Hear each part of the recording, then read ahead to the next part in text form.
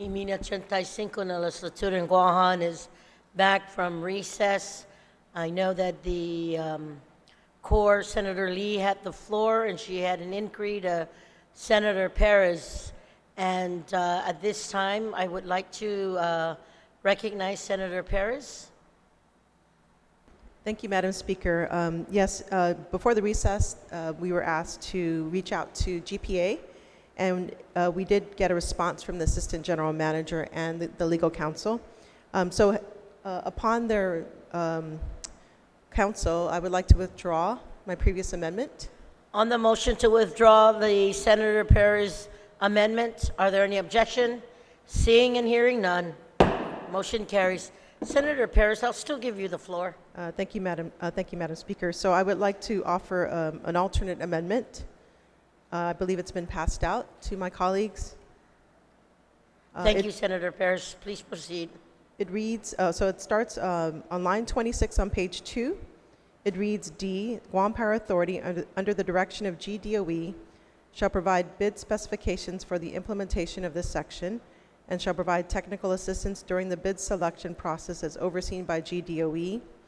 GDOE shall seek technical consultation from the Guam Power Authority in implementing this section, and the Guam Power Authority shall provide technical consultation upon request at no cost to GDOE for the life of the contract. And then the rest is status quo. So in talking to both the Assistant General Manager and Legal Counsel, they were recommending that, they recommended that they would write the bid specifications as well as have a seat on the table when it comes time to evaluate proposals. And this is crucial, and if they're a part of these two processes, then it would make contract overseeing the contract minimal. And so these two elements are crucial to actually overseeing the contract. So under their counsel, this is what they agreed to. Si Jus Masi, Senator Perez. On the Perez amendment, Vice Speaker Nelson Bay Recognicio. I have a point of inquiry for the sponsor, Shield. Please state your question.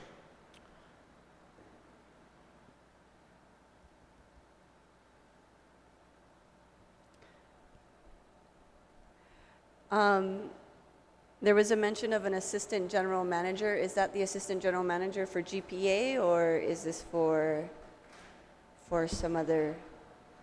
Senator Perez, would you like to yield? Yes, it's John Cruz, GPA's Assistant General Manager. Okay. Thank you, Senator Perez. Vice Speaker Nelson. I have another point of inquiry. It says the Guam Power Authority, under direction of GDOE, shall provide bid specification for the implementation of this section and shall provide technical assistance during the bid selection process as overseen by GDOE. So stated earlier, Madam Speaker, in earlier debates, there was a concern about really the cost savings analysis or cost analysis.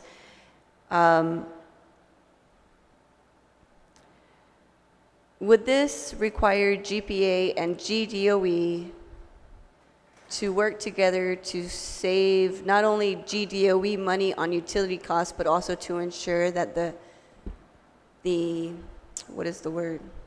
also ensure that the ratepayers are not getting the cost passed on to them? Right. That's my question. Senator Sabina Perez, would you like to answer the Vice Speaker's inquiry? Yes, I would like to respond. So we did not discuss that particular point, but I believe the focus was on the actual processing of the procurement and overseeing the contract. So there wasn't a discussion in that point. So Thank you. Thank you. Thank you, Senator Perez. Vice Speaker Nelson. Si Jus Masi, Madam Speaker, my apologies to the sponsor of the amendment, but I do have another point of inquiry. Please state.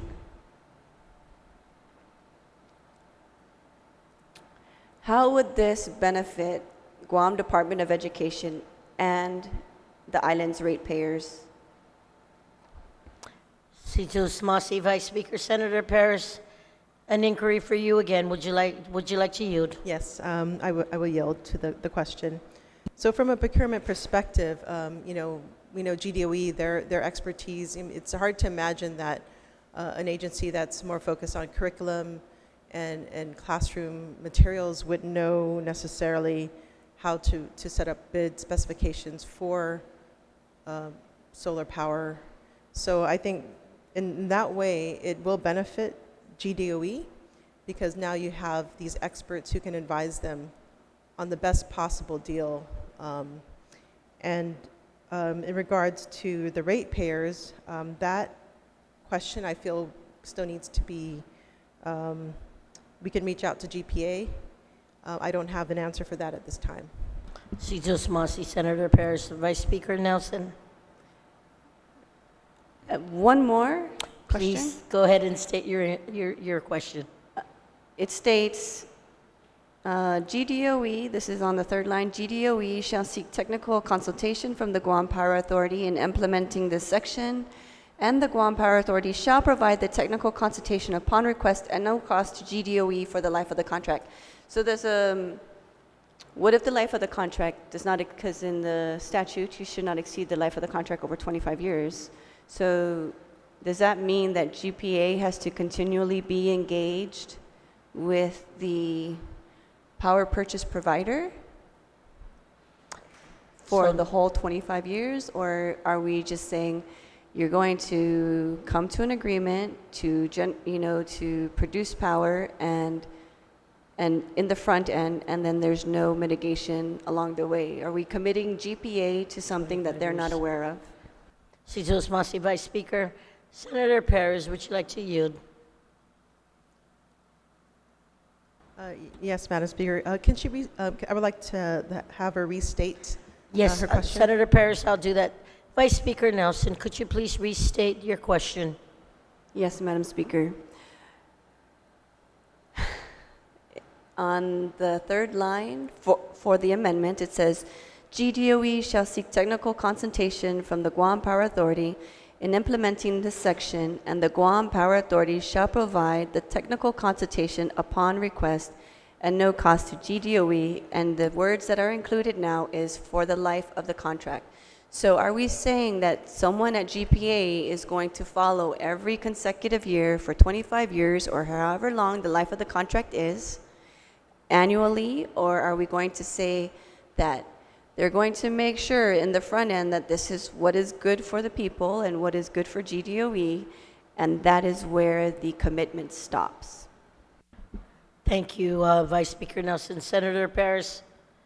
Yes, I would like to yield to the question. So yes, this amendment does cover both bases. It talks about, it covers the procurement process as well as the contract management.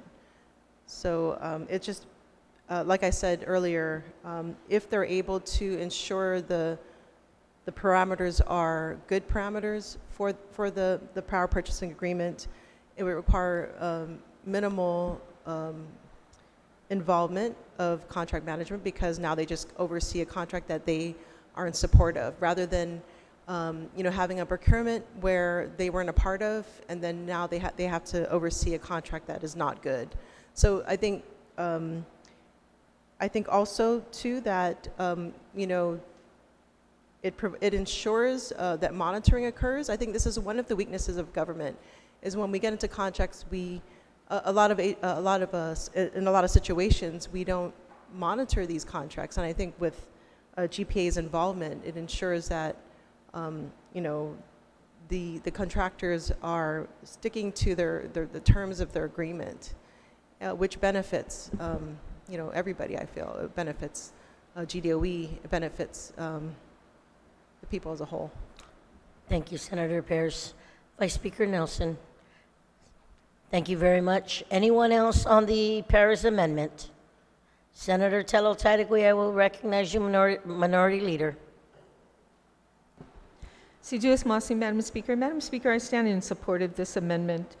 I particularly like the fact that GPA is there, especially when it comes to implementing the procurement process, the bid selections, how they're moving forward into addressing all the concerns that should be in a bid process. We've taken out GSA. and they are supposed to be the experts in the field of bids, procurement, etc. So I think that having GPA, who has a wealth of knowledge specifically for energy, would be very helpful, and not only from the beginning, but all the way to the very end. They too can continue to collaborate with GDOE with respects to providing data and information collected throughout the term, as well as being there to advise them on certain things. That biggest fear that we have is the rate increases to our power, and the process in moving forward on this I don't want to say baby steps, because technically we are behind from most countries moving forward to renewable energies, but just a smooth process moving forward is important. So I stand in full support of this amendment. Si Jesus Masi, Minority Leader. Anyone else on the main amendment by Senator Perez? Senator Teresa Terlai, you're recognized.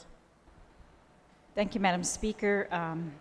It gives me great comfort to hear that GPA is in support of this amendment. That means that they are buying in, and that I just have a lot more confidence that it's going to actually progress.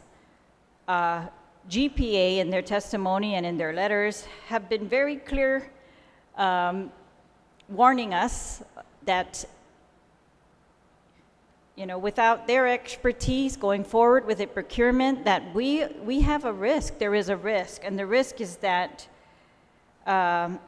a substantial risk that bad and or uninformed decisions would result in substantially higher costs to GDOE in the millions. One of my colleagues earlier explained how some private homeowners have experienced this, and we don't want that to happen, of course, on a grand scale with our Department of Education. And I am especially glad to see that the amendment very clearly says that GPA shall provide bid specifications. I think that is where their expertise lies.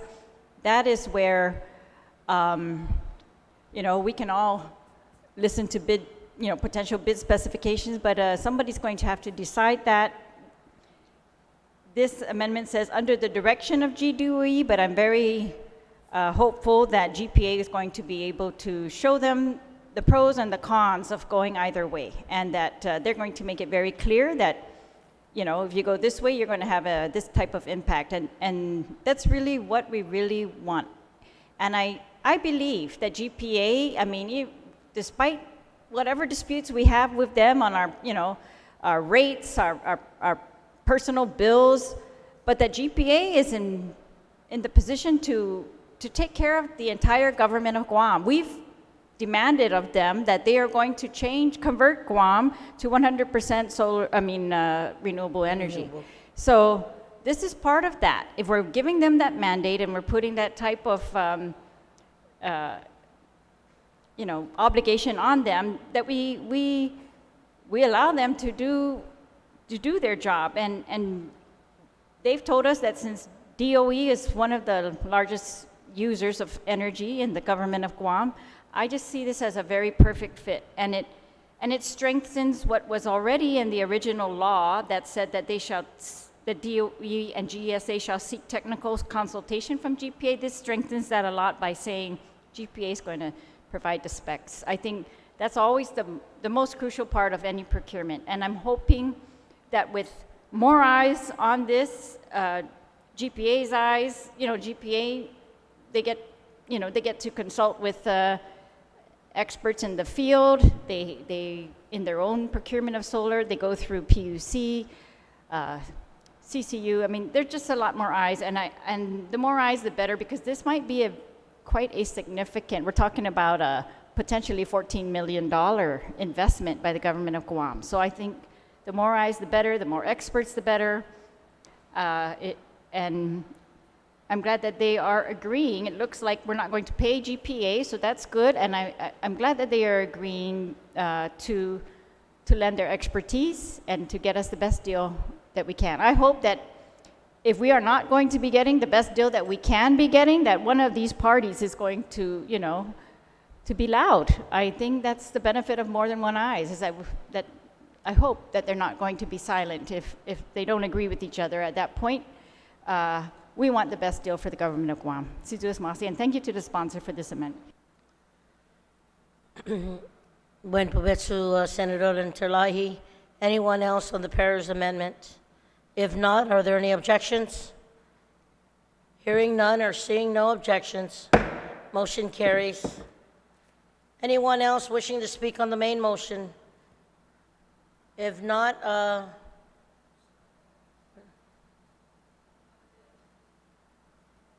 on the main motion, did you want to speak on the main motion? Senator Therese Terlai, I'll recognize you on the main motion.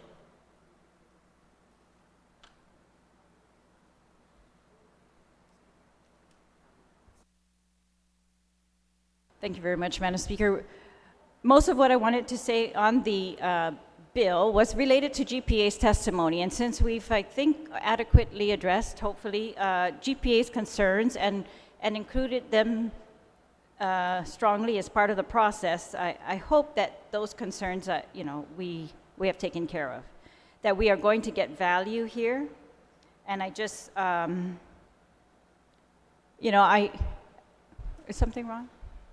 And I just want to say also that we heard a lot of testimony, and they gave us some very good suggestions. And I think there's still more that we may need to do in regards to the Public Law 32-95, the original law that set this up, because it's been a long time, and because the technology has changed, and the types of deals that we can make in this regard.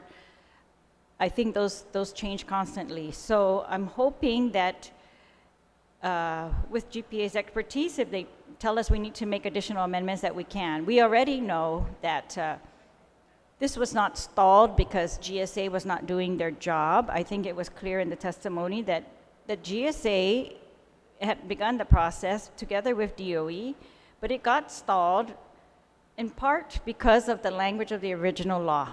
That the language of the original law continues to include a provision that says if DOE decides not to use a certain building anymore, that it's going to be able to require that contractor to remove the panels and put it wherever DOE says. So at least one of the vendors had told us that that's a huge problem, and nobody's going to bid on that type of contract because they might lose. And what I'm worried about is keeping that in as one of the requirements might drive our costs up unnecessarily. How many times does GDOE say we're not using a building as a school? It's very rare. And so I'm hoping that they can deal with that type of situation in another way, and we might have to make an amendment. But it's a very huge investment. So I think it's, we're seeing now that with solar, rushing was not to our advantage.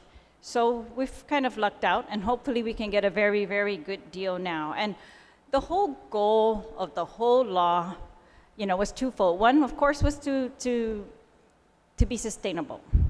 But more than that, it was to take that money and use it someplace else. And that's our goal here, and I think that we as a legislature can still achieve this purpose with or without this solar going through. GPA has been implementing in the public schools cost-saving measures. They're proposing additional cost-saving measures that DOE has to consider. And we've tried to incentivize DOE using less power and all kinds of things to bring the power usage down. So just converting to solar, some of the testimony we got was that that's not enough. We also have to bring the usage down, the consumption down, regardless of your source of energy. And so that also needs to be worked on. I think, I don't know, I believe GDOE has its hands full managing safety of our students, ensuring capital improvement projects are prioritized at the schools. And so I'm just hoping that with the assistance of GPA, and while GPA has this mandate to bring us to solar faster, that together these considerations are going to lead us to finally see some savings that we can, as a legislature, as the people of Guam, put to better use than simply non-renewable power. So, thank you, Madam Speaker. Si Masi, Senator Therese Terlahi. So on the main motion, anyone else wishing to speak? If not,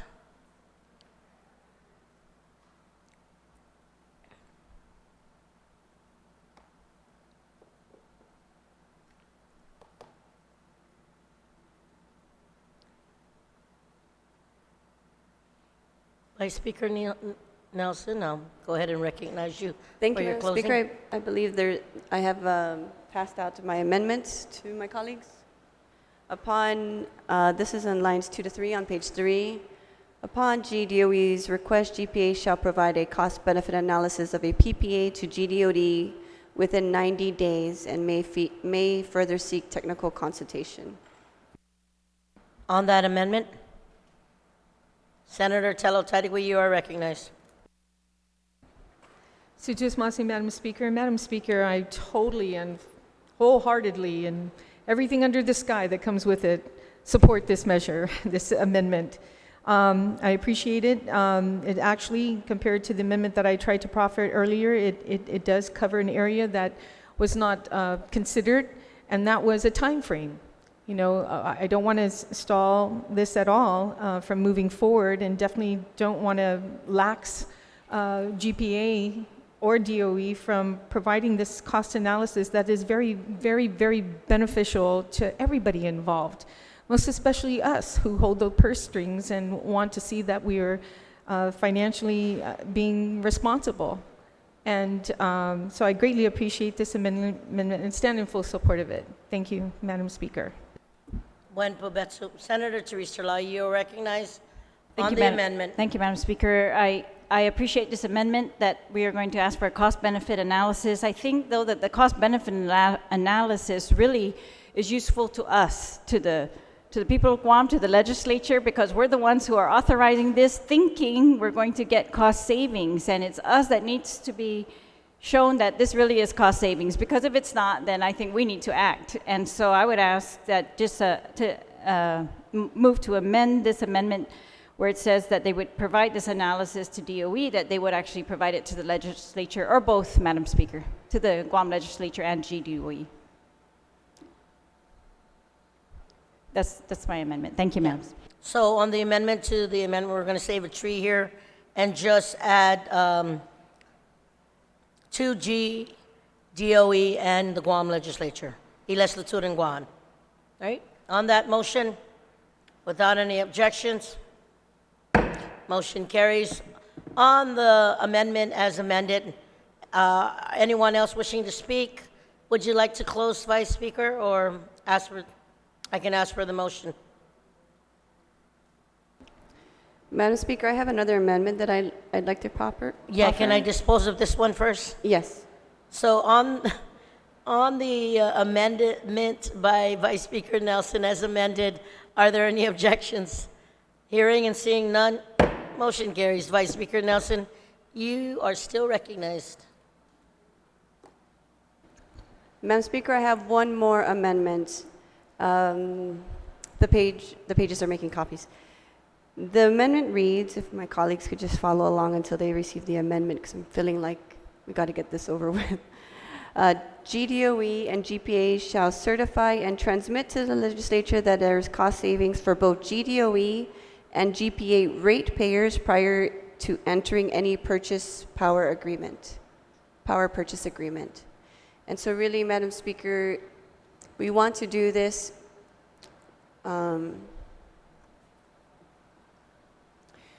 one of our colleagues mentioned that it is the foundation of 3295 that hinders the ability of GDOE, if I can recall correctly, hinders the ability of GDOE moving forward with GSA.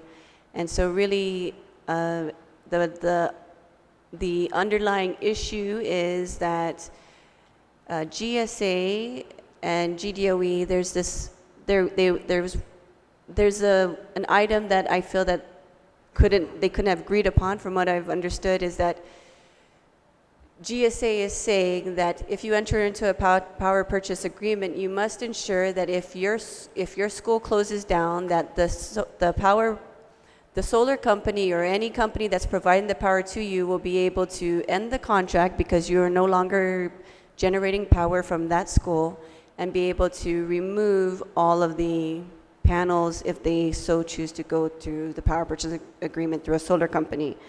And then the crux of the matter is even though it has not been proven, that GPA says that the base rate for transmission and distribution is going to be passed on to our ratepayers. And so this is in a way to ensure that we want to do what's right, not just for GDOE, but a way for to do what's right also for the people of Guam.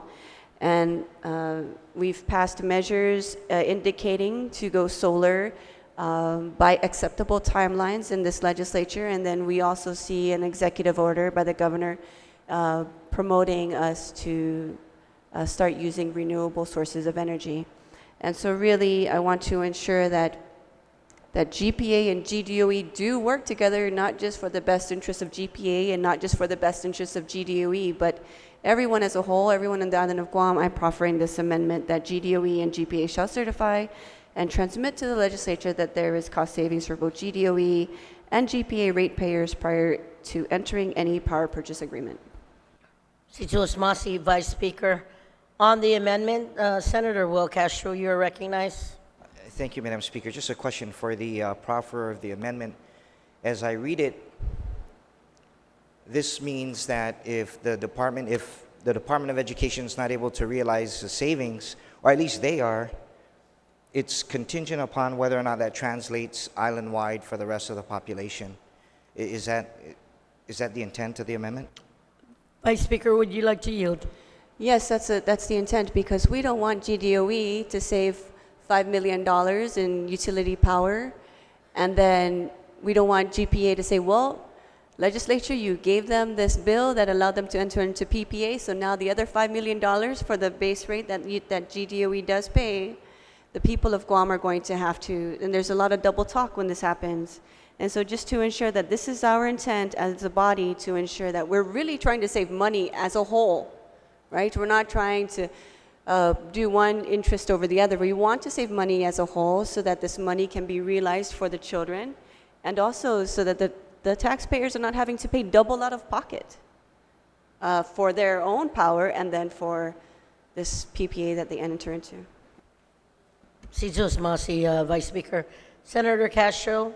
Yeah, on the response, Madam Speaker, I don't disagree with the intent. I just want to offer some thoughts for consideration. First of all, my thought on this would be, even if GDOE is able to realize a savings, what happens if there's at least a status quo, meaning there's no savings for the entire island community, but it's not going to go up? You see, and the reason why I have trouble understanding this is because the rate at which we pay for power is determined by a whole lot of other things unrelated perhaps to this PPA. So I'm trying to understand, and in my mind, for example, if the Bureau of Statistics and Plans was able to negotiate a better lease for its space by consolidating, but the entire government of Guam itself as an entire entity is not able to benefit from that, would we then cripple the agency from moving forward? And so again, I don't disagree with the good senator's intent. I think it's a good one. If we can at least maintain the status quo and not see as, I heard the first part of her response, and I like that if as a result of the PPA, rates will not go up, I can accept that. But if we're requiring that the PPA result in savings across the board for everybody, at the expense of the Department of Education, I have some concerns with the amendment. Thank you, Madam Speaker. Buen provecho, Senator Castro. Anyone else on the amendment? Anyone else on the amendment? If not, on the motion, Vice Speaker Nelson, would you like to close? Or can call for the vote. On the amendment, are there any objections? Hearing, there is an objection. All those in favor of the Vice Speaker's amendment, please signify by raising your hand.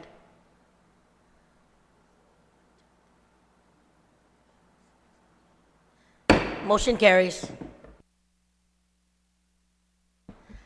Vice Speaker Nelson, you still have the floor to close.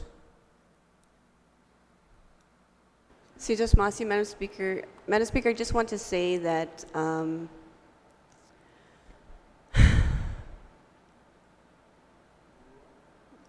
there were comments made that the 4 years, a study has been done 4 years ago about the amount of power being consumed in GDOE, but it's a continual study.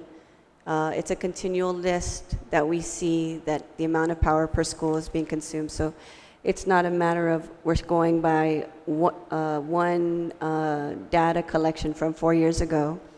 It is our intent to see this savings realized back into the schools.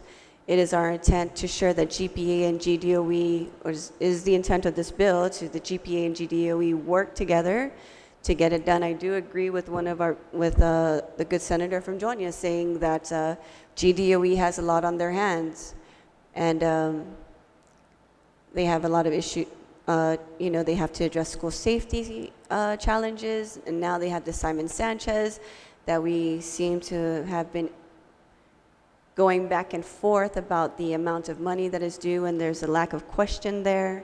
And so really, is this bill of the best interest to hand over to GDOE to do their own procurement? And I feel that if we can make this move quicker, so that we can see the savings realized quicker and encourage GPA to work with GDOE through this statute, I believe we could see these savings realized, and to ensure that these additional costs, like the base rate, does not get passed on to our ratepayers, then that is the intent of the bill. If it is, then GPA just needs to come to the table again, and we need to discuss where we're going from there. Because if they cannot certify with one another that it will not, GPA should provide a study that proves that renewable energy does get, if you decide to go solar, it does get the cost of the base rate would get passed on the ratepayers. They need to prove that, right? Because sometimes we enter into bond agreements, and sometimes they're not really thought through. We're like, and I agree with my colleague. We want to get this done right away, and then we forget the impact of the future generations. So really, this is to ensure that, okay, we're making this agreement today, but if we see that it's going to impact the people in a negative way, then we need to come back to the table, and we need to address this to see how we can move forward so it doesn't impact the people in a negative way. I really wasn't understanding what the previous speaker from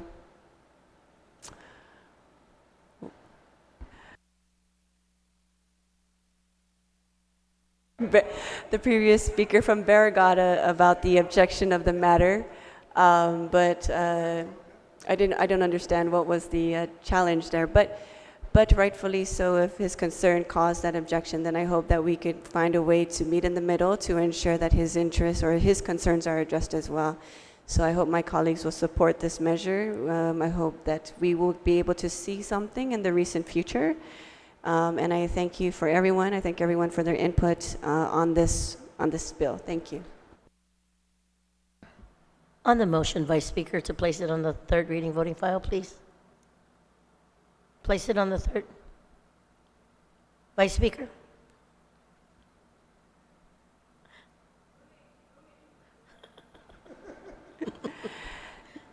Madam Speaker. Madam Speaker, I'd like to make a motion to move Bill number 196-35 into the third reading voting file.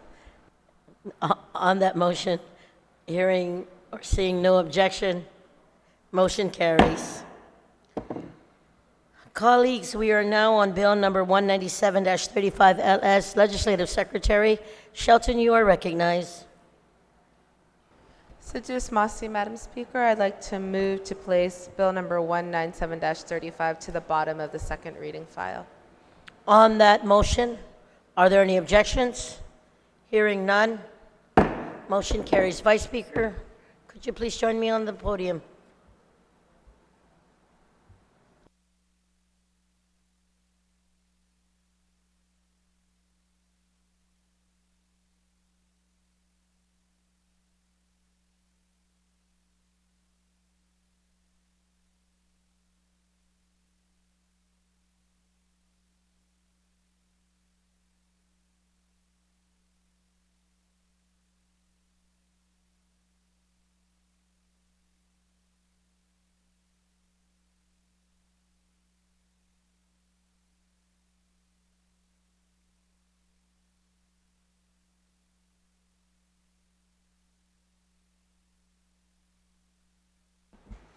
We're going to take a moment's recess.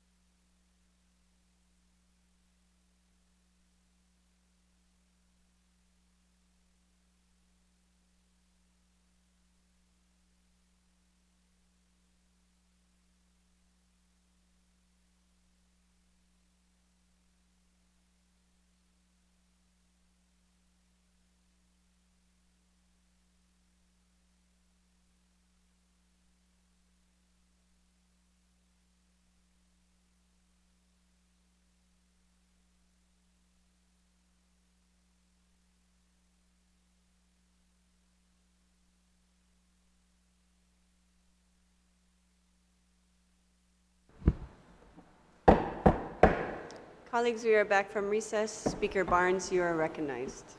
Si Juice Masi, Madam Speaker. Madam Speaker, I'd like to move to place Bill number 208-35 COR as amended by the Committee on Health, Tourism, Historic Preservation, Land, and Justice, introduced by myself and Senator Joe San Augustine, which is an act to amend Section 32103S of Article 1 and Section 32201C, 21C, capital C, of Article 2, both of Chapter 32 of Title 5, Guam Code Annotated, relative to preventing price gouging during a state of emergency or epidemic, onto the third reading with the opportunity, I promise, to briefly speak on it. Para diskusi konsigi. Madam Speaker. Madam Speaker, first of all, I want to say thank you to you and to my colleagues for giving me the opportunity to speak in full support of this measure, and I ask that my colleagues please consider that, and to thank the good chair for moving this bill forward expeditiously. And Madam Speaker, as you are aware, I introduced this bill in light of the dengue crisis on Guam, and as residents were rushed to purchase mosquito repellents and wiping them off our shelves, our office received calls that the prices of mosquito repellents had skyrocketed. And today, I want to share with you again, Madam Speaker, that I stand here as the coronavirus sweeps across the road and people rush to buy masks and gowns and hand sanitizers and rubbing alcohol. And as I look at the law, price gouging prevention measures are triggered when a natural disaster is impeding. And as we face new threats to our island, I felt that it was time to include evolving threats as a trigger for Guam's price gouging laws. Now, with the coronavirus pandemic, we look at our region where there have been reports of price gouging for masks even around Asia.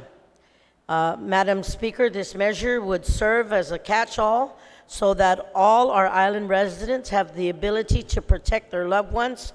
And don't get me wrong, I support businesses except when they take advantage of the vulnerability of our community. And I want to say that when we go out there and seek protection or safeguard and have protocols to safeguard the family surroundings and the environment, we have already in law, as I said earlier, the price gouging law as it relates to typhoons. But this legislation, Madam Speaker, is a catch-all for all the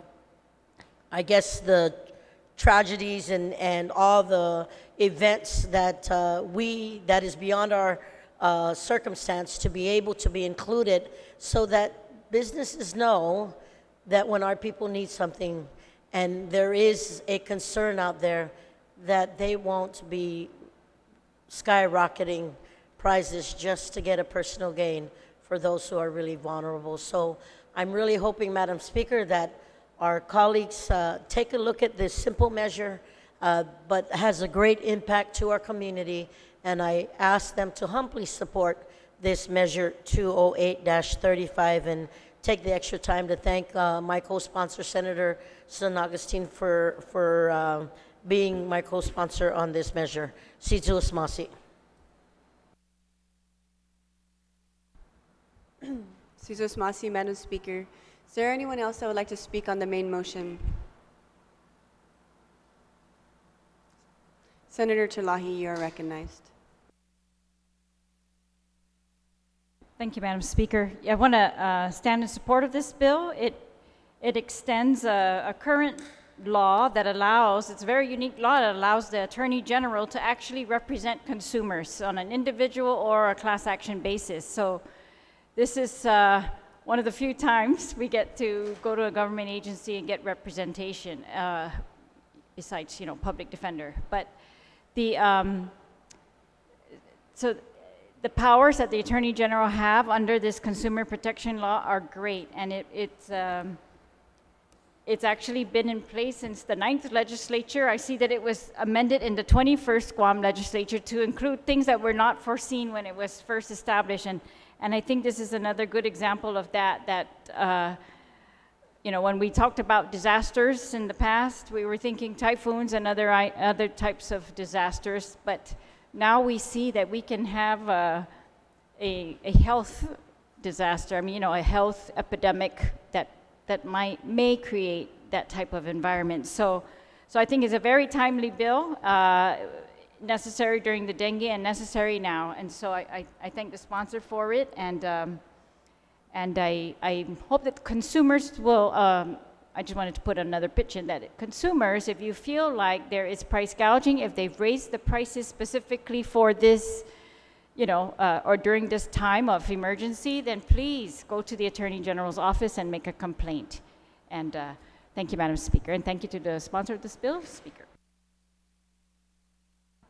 Sijus Masi, Senator Chalahi. Is there anyone else that would like to speak on the main motion? Senator Kelly Marsh, you are recognized. And then Senator Tello.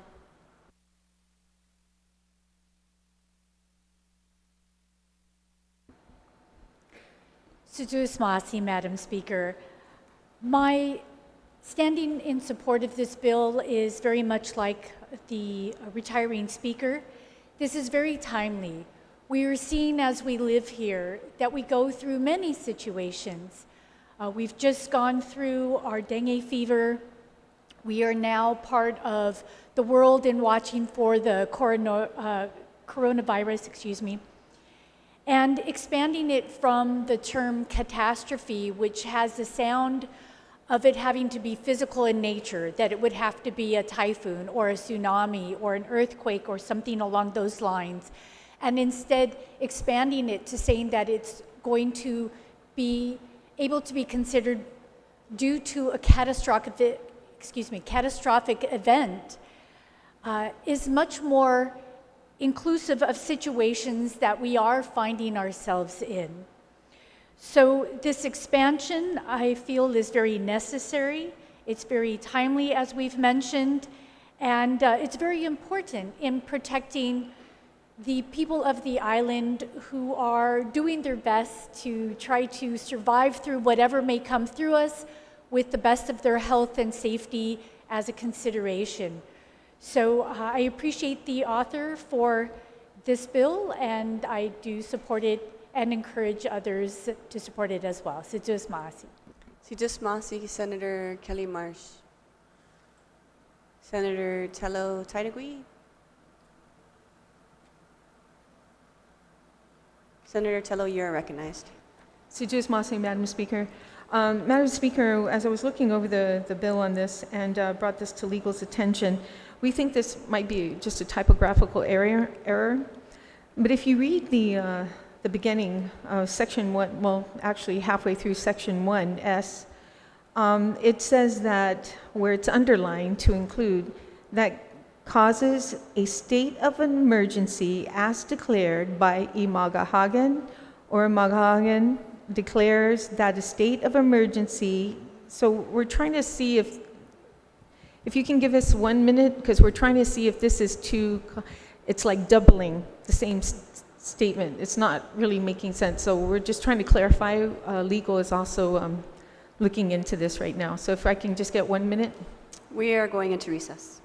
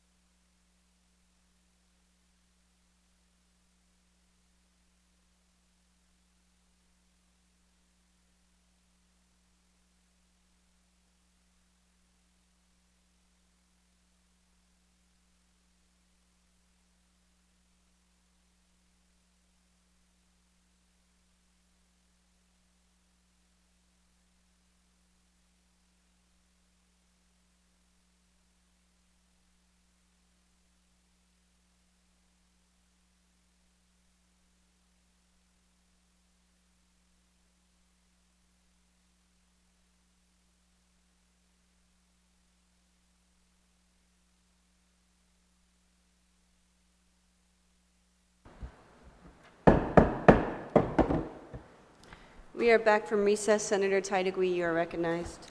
Sijuos Masi, Madam Speaker, for the opportunity to clarify this, and with my colleagues as well.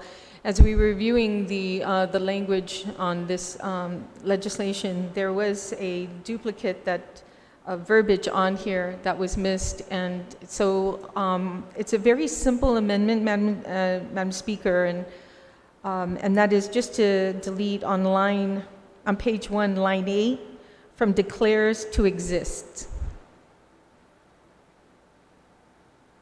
Okay, colleagues, there has been an amendment proffered by Senator Tydegui on, can you state that one more time? Page 1, line 8. Yep. Page 1, line 8. Declares, from declares to exist, which is basically striking out declares that a state of emergency exists, and just crossing that out because it's duplicated in the prior sentence. Okay, so colleagues, if you could turn to the bill, number 208-35, page 1, line 8, we are crossing out the word declared and replacing it with the word exists. No, Madam Speaker. It is crossing out the full word, crossing out declares that a state of an emergency exists. So we're crossing out that 1, 2, 3, 4, 5, 6, 7, on page 1, line 8. Oh, okay, I see. Thank you. So, to re-clarify, we are at page 1, line 8, and we are removing the words declares that a state of emergency exists. Right. Okay. Is there anyone that would like to speak on the amendments? Are there any objections? There are no objections. Amendment passes. Senator Tydegui, you still have the floor. Thank you, Madam Speaker. And as reviewing the remaining of the legislation, there's just some technical ones that we worked with legal, and it's just so slight that it's more on clerical side than anything. And legal, if I could make a motion that legal make those changes in grammatical inform and underline. That's all it is. So there has been a request that legal make changes as deemed necessary to the bill. Any technical changes? Are there any objections? There are no objections. Thank you, Madam Motion Speaker, and thank passes. you again for the opportunity to make some of those amendments to ensure that this bill is, true to form and it's intended to do what it's intended to do. And I stand in full support of this bill. Thank you. Sijus Masi, Senator Tello Tydegui. Is there anyone else that would like to speak on the main motion? Speaker Barnes, you are welcome to close. Sijuos Masi, Madam Speaker, and I'd like to thank my colleagues who stood and rose in support of this measure and helped strengthen this bill and clarify it. So with that being said, I just want to give an opportunity for our community to know that when there is a state of emergency that is declared by our governor, that the safeguards are in place, that price gouging is illegal. So I ask at this time, Madam Speaker, if I could move this bill number 208-35 COR as amended to the third reading voting file. There has been a motion to move bill number 208-35 into the third reading file. Are there any objections? There are no objections. Motion passes. We are going to go into a quick recess.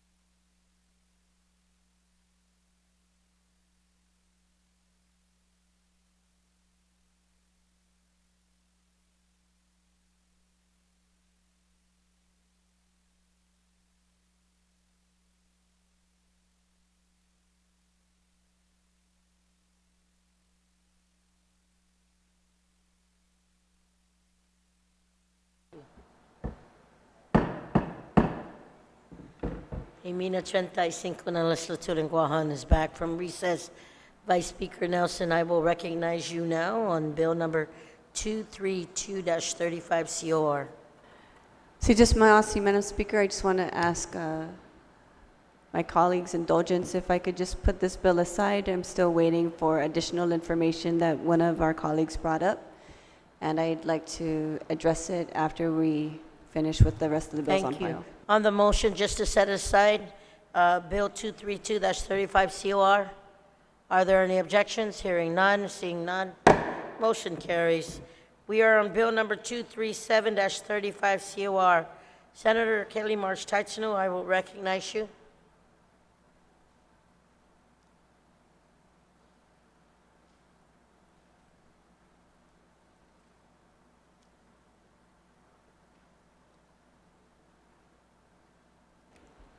Sidus Maasi, Madam Speaker. I move to place Bill 237-35 COR as amended on their third reading file, and I would like to discuss it. Thank you, Senator March Taitsinu. If I may, for the record, could you please read the bill number in its entirety as amended, and then the sponsors, and then the actual title? Hungin.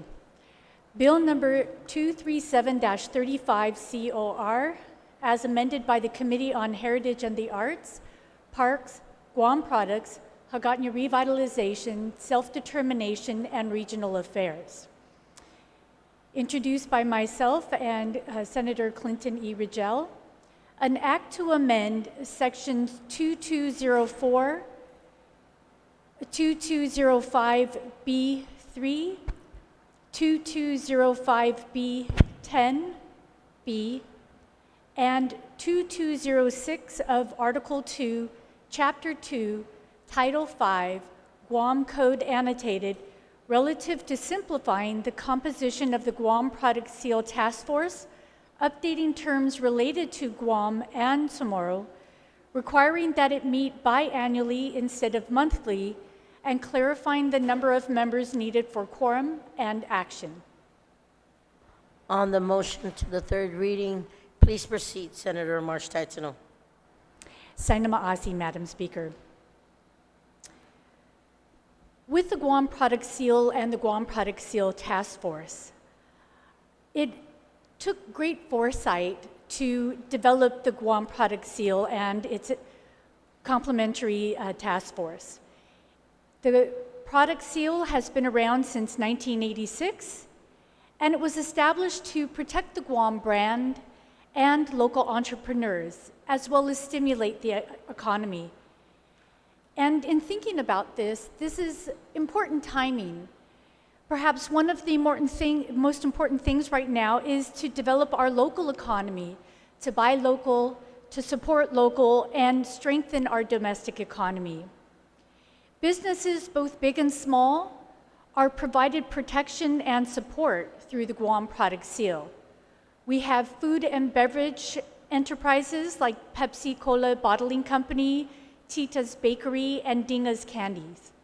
We have arts and crafts, literature and jewelry like Mariana's Jewelry, apparel and hair accessories like Gatbu, personal care beauty products like Lil Artisans Cosmetics. Altogether, over 750 jobs are created by those that are part of the Guam Product Seal program. And further, money spent on these products, they stay on island and they continue to circulate among us on island. The bill itself does several things to improve the Guam Product Seal Task Force, which is meant to guide and inform, continue to improve and revise the Guam Product Seal program. The bill streamlines the number of members of the task force so that it can be more productive and better serve the needs of our local entrepreneurs.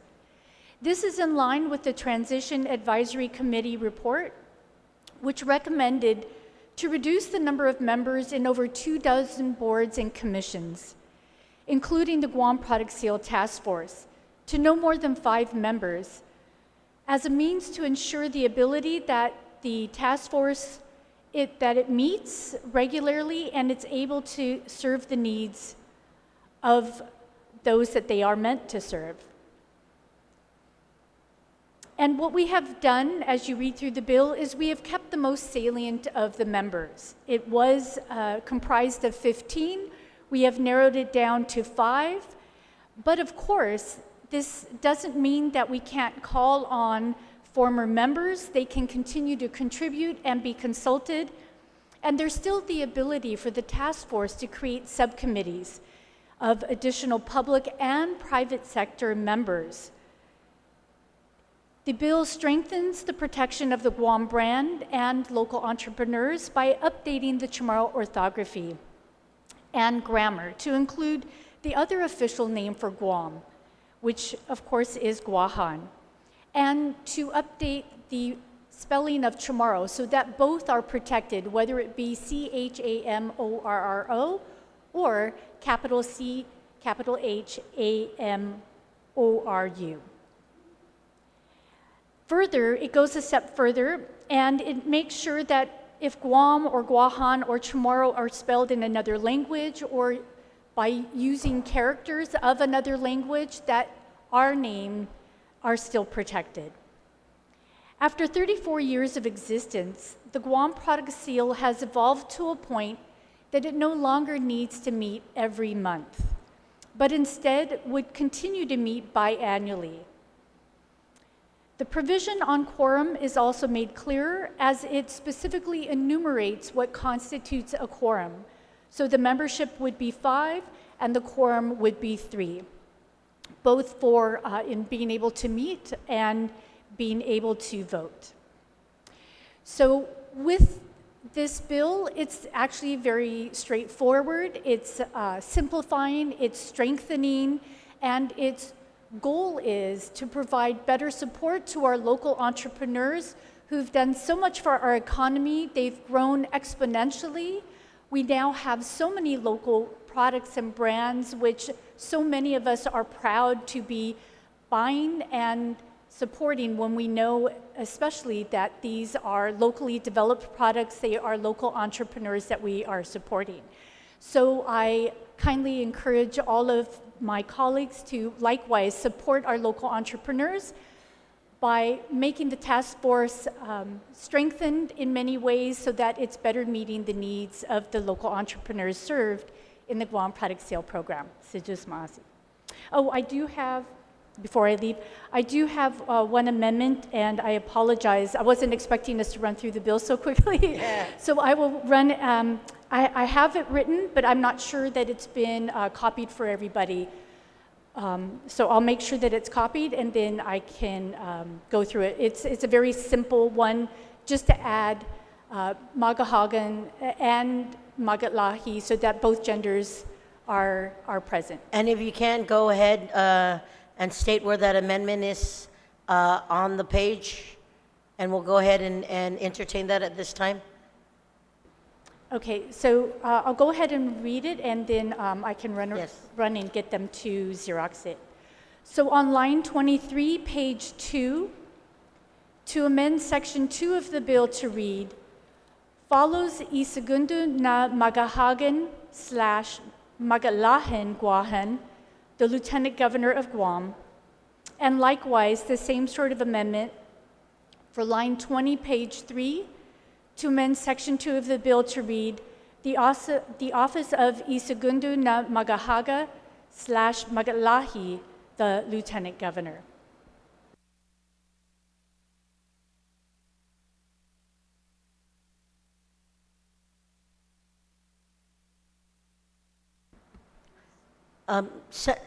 Senator March Teichner, just so I can get clarification from the legal counsel in reference to that, I'm going to go ahead and take a moment's recess so that we can look at it and make sure that we're not being redundant on what is already in statute. So I'm going to take a moment's recess.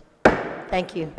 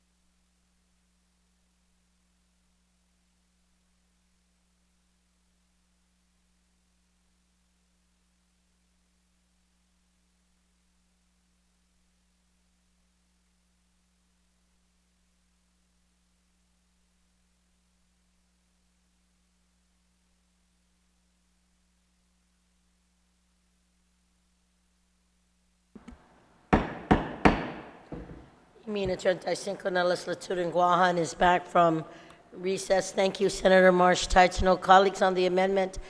Senator, if I may, if you can just add on to your amendment to ask that legal be afforded the opportunity to make any legal technical corrections if necessary. Can you do that for me? Again, so I would like to add on to this amendment that provision that legal be able to make any technical corrections that they deem necessary. On that amendment, are there anyone wishing to speak on Senator Marsh Teichner's amendment? Anyone? Senator Sabina Perez, I will recognize you at this time. Thank you, Madam Speaker. I rise in support of this amendment. I think it makes the the government more functional in regards to reducing the number of members, and I think it really helps to re-energize the Guam Product Sale Task Force. I just have a question for the author, and if a rationale. Senator Marsh Teichner's on an amendment. Are you on the main motion? Sorry, Yeah. my apologies. No worries. No. I'll withdraw at this time. Thank you. Yeah. So, I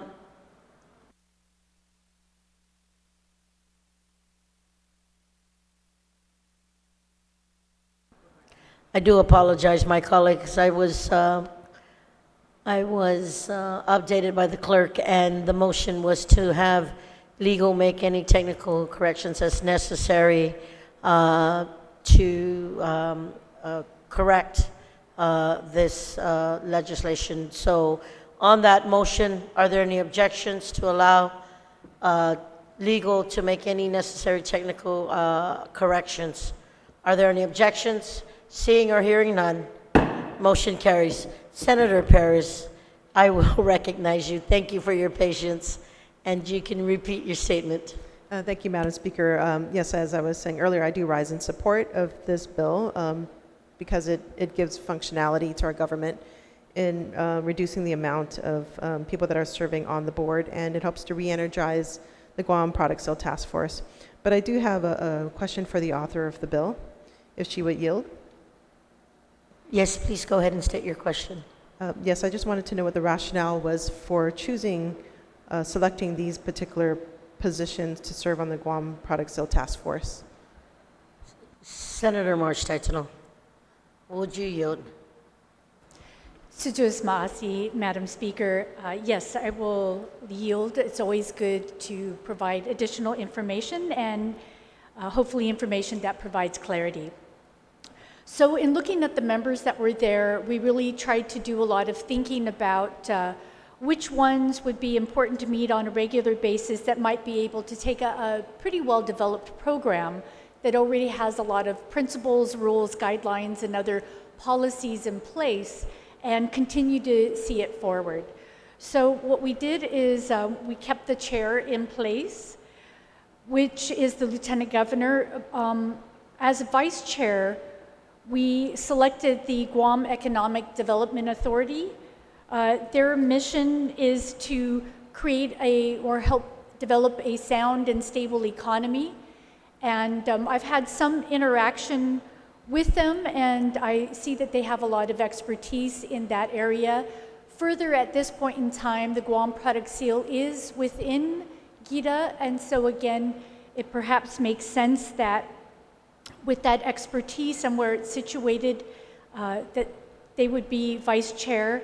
And then as we've had discussions with them, customs and quarantine can actually be quite important because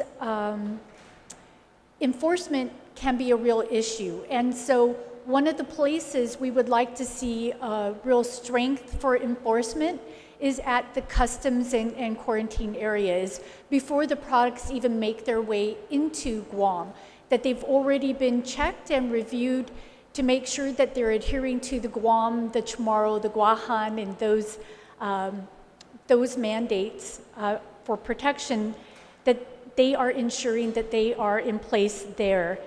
For the AG's office, the Attorney General's office, we felt that that legal guidance would be extremely important. And then, of course, we wanted to have space for a licensed holder. But for the other members that are there, Department of Revenue and Taxation, Department of Chamorro Affairs, Public Health and Social Services, it's not really so much to write them out of the equation, it's just to have them on an on-call basis, that as their expertise is needed, they can always be called in, and they can be called in to each and every meeting, but it won't affect the quorum and it won't affect the ability of them to be able to meet that quorum and actually have a meeting and be productive. So I hope that provides enough information. Si Josomasi, Senator March Tachino, Senator Paris, will that suffice? You okay? Yes, it does, Madam Speaker. Thank you. Thank you. Anyone else on the main motion? Anyone on the main motion? Senator Tello Taitegui, I will recognize you. Minority Leader, you may proceed. Situs Masi, Madam Speaker. Madam Speaker, I stand in full support of this legislation. I greatly appreciate that that the task force is still up and running. I remember when I was working at the administration, it was very difficult for them to get everybody together because of the size. And I think the Lieutenant Governor hit it right on the nose in his letter of support for this legislation, which it's known that the Guam Product Seal is always under the Lieutenant Governor's office and has been for many, many years. And his comment was, and I'd like to read it, Madam Speaker. It says that, I appreciate your recognition of the fact that service takes time. With this task force and others, community members want to serve but can rarely meet the monthly meeting requirements mandated in law. While these minimums serves a allotted purpose for many boards and commissions, this mandatory minimums are not optional in every case. I know that this is a simple piece of legislation and may not garner many headlines, but it's a simplicity, does not take away from its value. Particularly that sentence right there, the simplicity does not take away from its value. And you know that saying, sometimes little is more. So I hope not only this legislation that we proffered in downsizing some of these boards, which we find very difficult sometimes to fill because people are not willing to serve, because they're not willing to put out their financials or be totally exposed. So I hope that this is a beginning of many other boards that we can look at downsizing. Thank you, Madam Speaker, for the opportunity, and I stand in support of this measure. Thank you. Buen Pubetsu, Minority Leader. Anyone else on the main motion?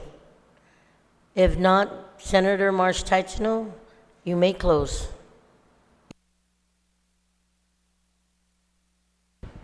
Situus Masi, Madam Speaker, and I thank all of those who have stood in support of this bill. It really is just trying to do something so that we're serving our community and our local entrepreneurs a little bit more. And as I mentioned, it's important always, but perhaps maybe especially so right now.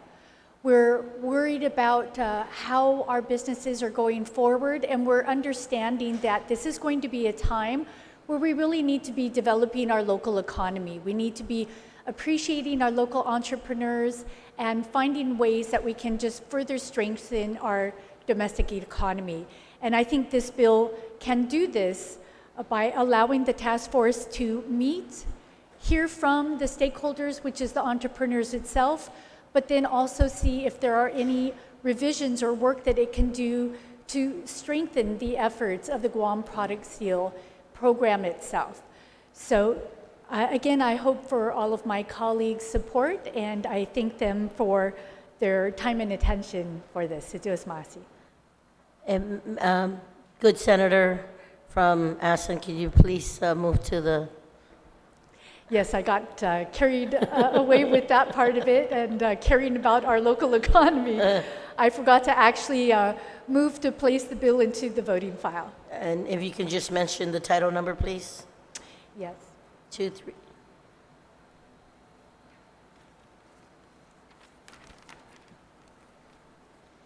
Yes, so I move to place Bill number 237-35 COR as amended by the Committee on Heritage and the Arts, Parks, Guam Products, Hagåtña Revitalization, Self-Determination, and Regional Affairs. To the third And reading.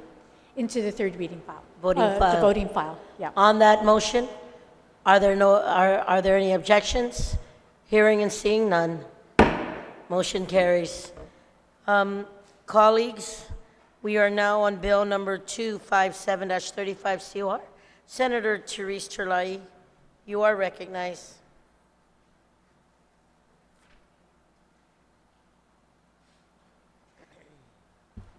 Thank you, Madam Speaker. I rise to make a motion on Bill number 257-35 COR as amended by the Committee on Health, Tourism, Historic Preservation, Land and Justice.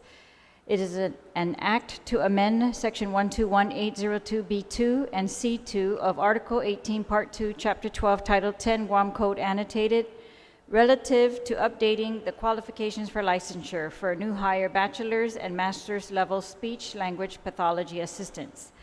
I move that this bill be placed on the third reading, Madam Speaker, and I'd like to discuss it.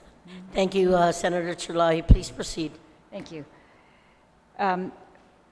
This bill was brought to my attention by Sybil Crisostomo, who is a speech language pathologist representative on the Guam Board of Allied Health, and it has received the full support of the Guam Board of Allied Health.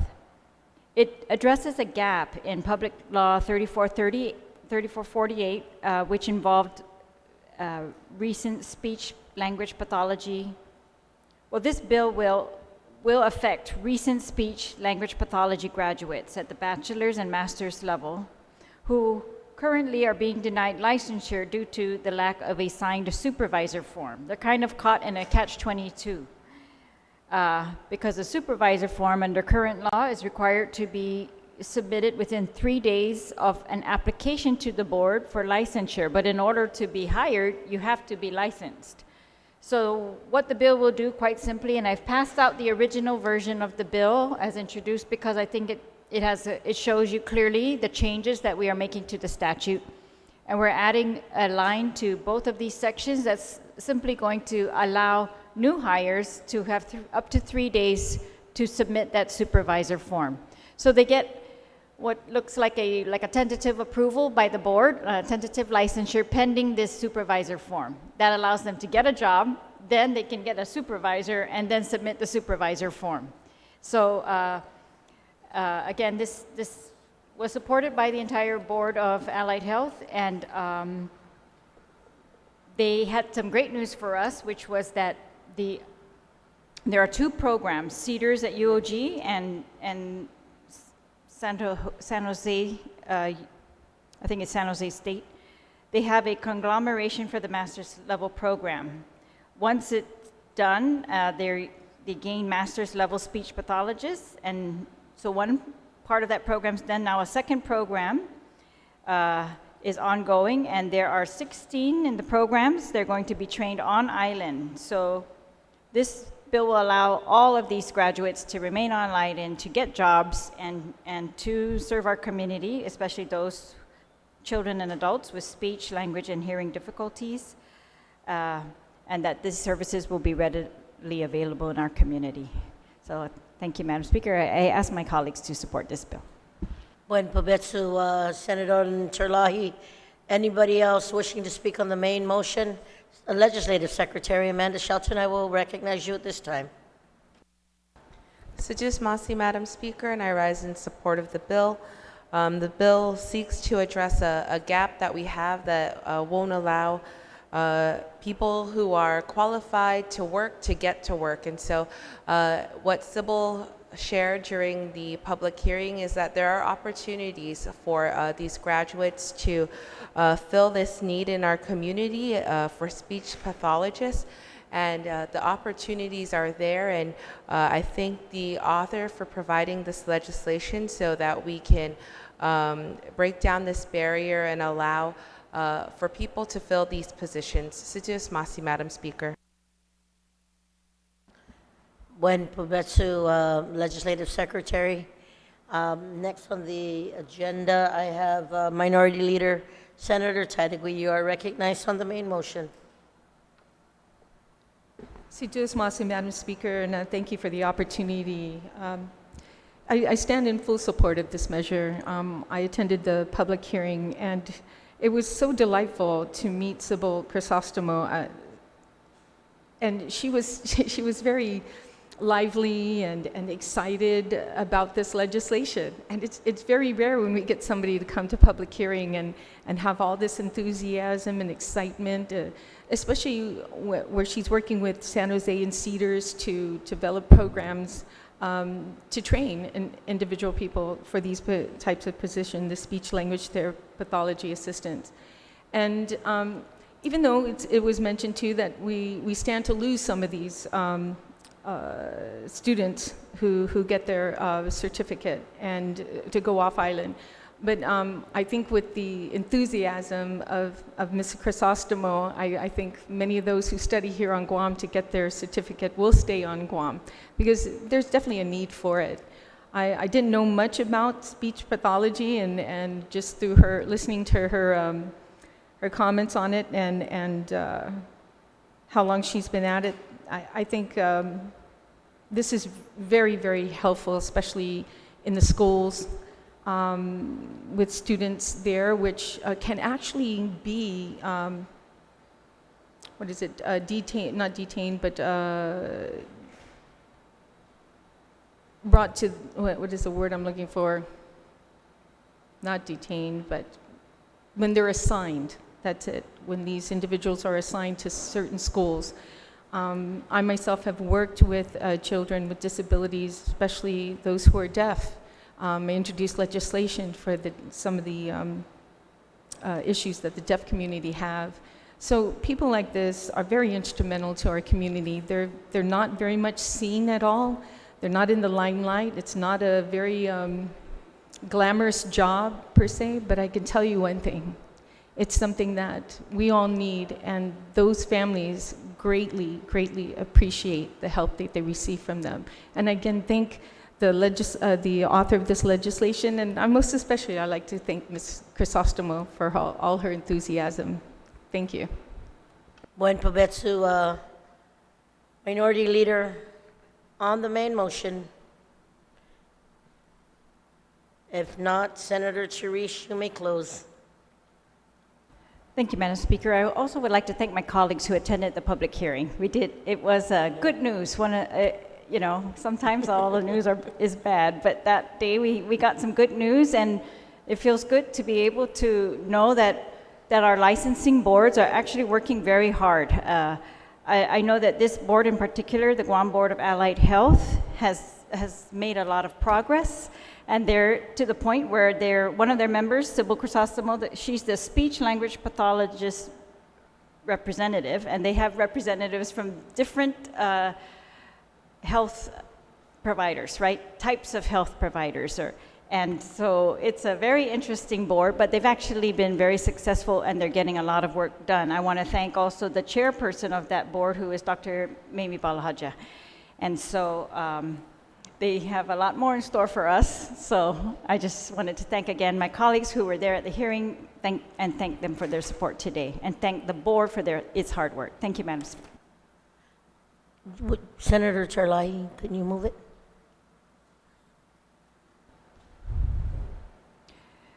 Yes, Madam Speaker, if I could make a motion to add Senator Shelton and Senator Taitigui as co-sponsors, and move this bill to the third reading. On that motion, without any objection, motion carries. Colleagues, I'm just going to take a moment's recess. We do have several bills still left on the agenda. I'm just going to take a moment's recess to discuss with you.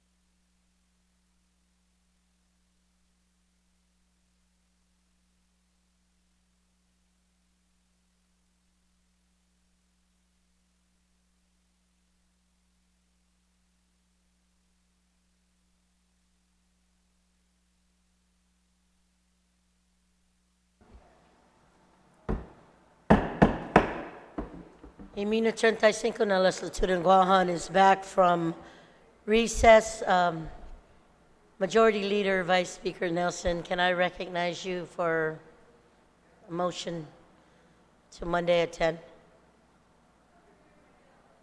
Oh, I apologize. Right now, ladies and gentlemen, we still have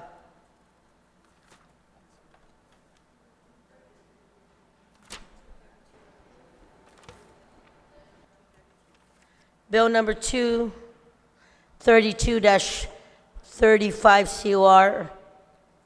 Vice Speaker Nelson, you are recognized on that bill. Sitas Masi, Madam Speaker. Madam Speaker, Bill number 23, I'd like to make a motion to move Bill number 232-35 COR into the third reading file to discuss. The title reads, an act to amend subsection 7115. Let me restate that. Bill number 232-35 COR is an act to amend subsection 715 Lima 13 of Chapter 7, Title 1, Guam Code Annotated, relative to defining the 180 instructional days equivalent as 900 instructional hours for Guam public, elementary, and secondary schools, and requiring the Superintendent of Education to develop a standard operating procedure for making up the loss of instructional time for Guam's public schools, and to move this bill into the third reading to discuss. And it's as amended by the Committee on Education, Air Transportation. As amended by the Committee on Education, Air Transportation, and Statistics, Research, and Planning. Vice Speaker Nelson, please proceed. Sitas Masi, Madam Speaker. Madam Speaker, this bill comes at a time where we've learned that we wanted to clarify the difference between 180 instructional days versus the 900 instructional hours. So we just wanted to be more specific on the requirements for GDOE. This comes at a time when we are learning from the impacts of FESPAC, where some of our schools were delayed in the instructional days that they had to meet for the students, and so now we're also in preparation should anything else happen, whether it be a pandemic or a health issue, that we can address the loss in time and ensure that we continue to provide the proper education for the children of our island. Sitas Masi, Madam Speaker. Thank you, Vice Speaker Nelson. On the main motion, anyone wishing to speak on the main motion? If Senator Perez, I'll recognize you on the main motion, 232-35 COR. Thank you, Madam Speaker. I just would like to have a point of inquiry. Go ahead and state your question, please. Yeah, so this is just for the record, if the author could explain how it was arrived, 900 hours were arrived at. Thank you, Senator Perez. Vice Speaker Nelson, would you like to yield? Can I just get a quick recess, Madam Speaker, and I'll pull up the committee report and read for them. We'll take a moment's recess.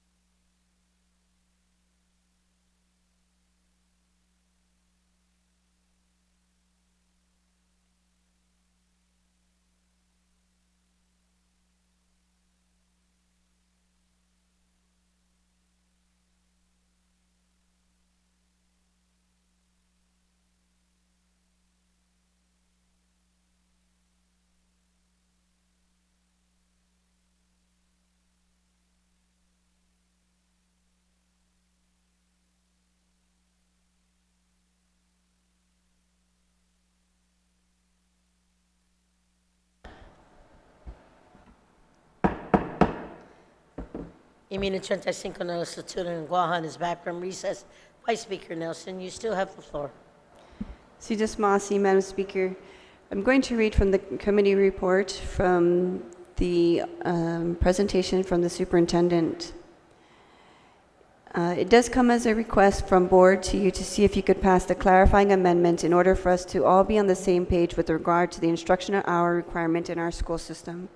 As you recall, the Public Law 28-45, otherwise known as the Every Child is Entitled to an Adequate Education Act, requires that GDOE provide students with at least 180 instructional days.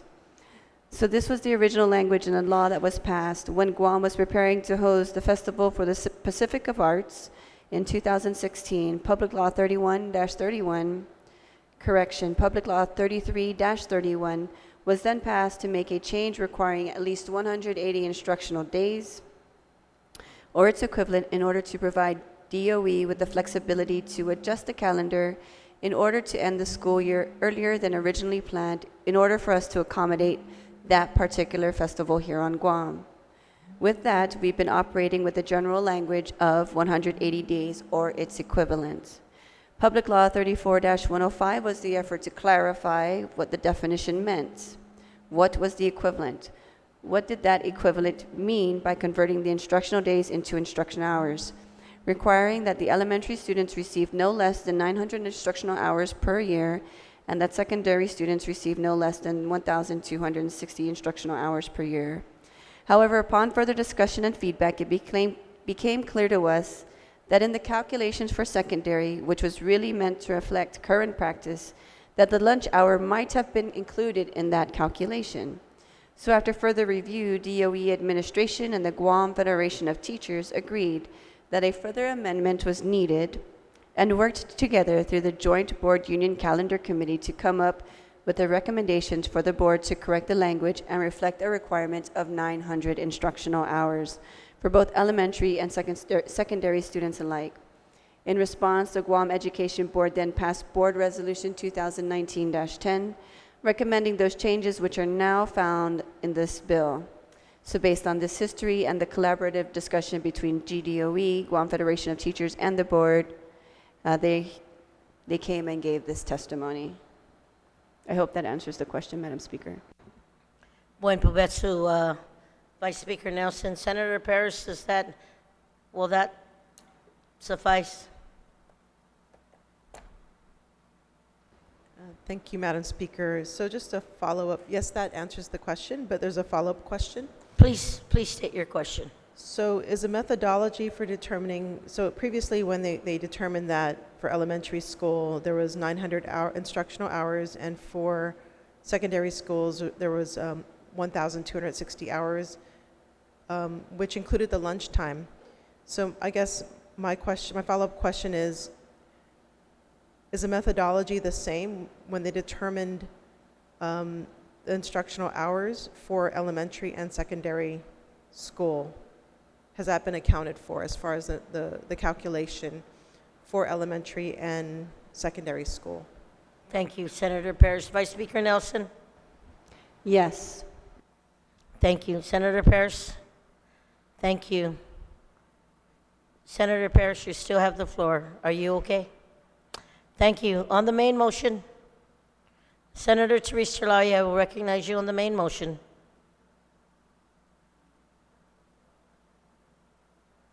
Madam Speaker, I have a question that I've posed to legal. If we could just take a 1-minute recess, hopefully, just want to make sure that that's clear. Yes, Thank we you. will be in a moment's recess. Thank you. Thank you, Senator.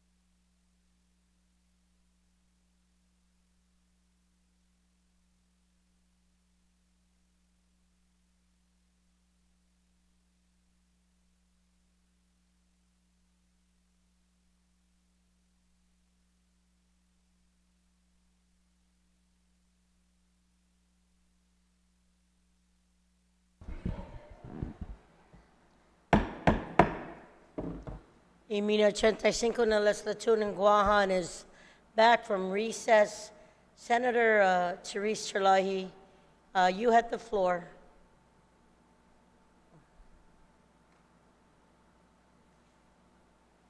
Madam Speaker, if I could waive my time to the sponsor of the bill? Si Jos Masi, Senator Therese. Vice Speaker Nelson, I will recognize you at this time. Si Diyos Consigliere Masi, Mona. Si Diyos Masi, Madam Speaker. Colleagues, I'd like to make an amendment, but it's a real quick one. If you can just turn to page 3, line 1, and it reads, at least, and we crossed out 180 instructional days, and we included 900 instructional hours. But I just want to reverse that action and keep at least 180 instructional days, and we will cross out the 900 instructional hours. Because we want to make sure that it's very clear that we're still maintaining the 14 points. Perhaps this was an oversight on our part. However, it still does do the proper breakdown of 900 instructional hours. So I'll reiterate again on page 3, line 1. We are reinstating the 180 instructional days, and we are lining out 900 instructional hours. Thank you, Madam Speaker.